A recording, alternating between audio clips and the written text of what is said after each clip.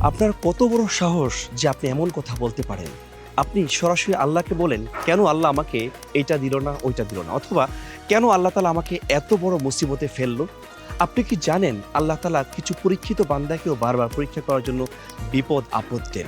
এটা কোরআনেও আসছে। ৩ ধরনের মানুষকে আল্লাহ তাআলা পরীক্ষা করেন। প্রথমত, যারা ঈমানদার, আল্লাহ তাআলা ধাপে, ধাপে তাদেরকে বিপদ দেন, যেন তারা তাদের ঈমানের মজবুতি আল্লাহর কাছে প্রকাশ করতে পারে। দ্বিতীয়ত, যারা কৃতজ্ঞ বান্দা, যারা সবসময় আল্লাহর সন্তুষ্টি অর্জন করার চেষ্টা করে, তাদেরকেও আল্লাহ তাআলা বিপদ দেন এবং আল্লাহ দেখার চেষ্টা করেন যে বান্দা এই বিপদের মধ্যেও আমার কৃতজ্ঞ কিনা। আর তৃতীয়ত হচ্ছে আল্লাহ তাআলা আপনার ধৈর্য পরীক্ষা করেন।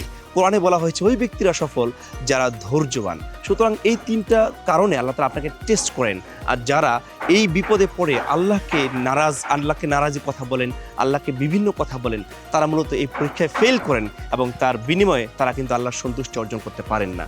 সুতরাং আমরা যেকোনো পর্যায়ে আল্লাহর কৃতজ্ঞ থাকব এবং ধৈর্যের পরিচয় দিব। প্রিয় ভাইরা, এরকম যদি ইসলামিক ভিডিও পেতে চান তাহলে এই চ্যানেল অবশ্যই লাইক করবেন এবং সাবস্ক্রাইব করে পাশে থাকুন।